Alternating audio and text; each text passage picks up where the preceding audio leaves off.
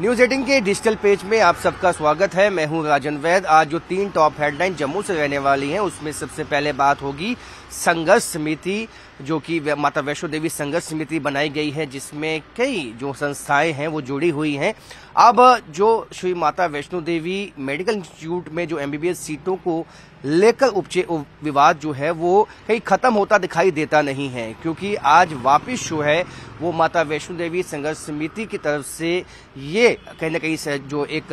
तरह से एक संकेत दिया गया है कि वो एक लंबी एजिटेशन है इस मुद्दे पे जो है उसकी शुरुआत हो सकती है, और जिसको लेकर जो है आज संघर्ष समिति के तमाम नेता जो हैं, तमाम जो संस्थाएं जुड़ी हुई हैं, उन सबके जो रिप्रेजेंटेटिव हैं वो आज मीडिया से खिताब करने वाले हैं और अपना नेक्स्ट कोर्स ऑफ एक्शन जो है वो भी बताएंगे। क्योंकि ऐसा भी जो है कहीं ना कहीं संकेत आया है कि जो श्री माता वैष्णो देवी संघर्ष समिति है, उनका ये कहना है कि उनका मकसद जो है ये समिति बनाने का ये भी है कि MBBS सीट और जम्मू के साथ जो भेदभाव हुआ है, जम्मू के साथ जो कई ऐसे प्रोजेक्ट हैं जो अभी भी लंबित हैं, उन सब पे जो है आहिस्ता आहिस्ता एक एक करके जो है वो बात गवर्नमेंट के सामने रखी जाएगी और जम्मू के हित की बात करने के लिए ये समिति बनाई गई है। उसके साथ साथ जो अन्य जो दूसरी रिपोर्ट है वो सियासी रिपोर्ट है, क्योंकि इस तरह का अंदेशा है कि जनवरी का महीना आने वाला है, उसमें जो उमर अब्दुल्ला गवर्नमेंट है वो अपने कैबिनेट का जो है विस्तार कर सकती है, यानी कि एक्सपेंशन कर सकती है, जिसको देखते हुए अब कांग्रेस में भी सियासत शुरू हो चुकी है। कांग्रेस पार्टी के जो नेता हैं उन्होंने भी कमर कस ली है, क्योंकि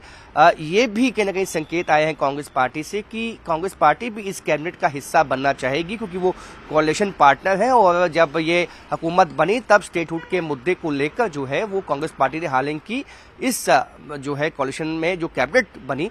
उसका हिस्सा नहीं बनी, लेकिन अब इस तरह के संकेत आ रहे हैं कि कांग्रेस पार्टी की तरफ से भी कोशिश हो सकती है, जिसपे आज रिपोर्ट बनाई जाएगी। उसके साथ साथ जो तीसरी अन्य रिपोर्ट है वो मौसम को लेकर रहेगी, क्योंकि मौसम ने वापस मिजाज बदला है। हालांकि पहले कश्मीर घाटी में जो है वो तापमान काफी नीचे गया था, लेकिन अब जम्मू संभाग में भी तापमान जो है उसमें गिरावट देखने में आई है, और जो लोग हैं वो एहतियातन कहीं कदम उठा रहे हैं, और जो टेम्परेचर है आज जम्मू में वो डिप किया है, और इससे अनुमान लगाया जा सकता है कि आने वाले दिनों में पहाड़ी इलाकों में यदि स्नोफॉल होता है तो ये जो मौसम है, जो मौसम का मिजाज है वो जो है वो ठंडा हो सकता है, और लोग उसके लिए पहले से ही एहतियात करने में जुट गए हैं। इसके साथ साथ कई अन्य रिपोर्ट्स होंगी जिस पे आज न्यूज 18 की निगाह बनी रहेगी। कैमरामैन चांद के साथ राजन वैद, न्यूज 18 जम्मू।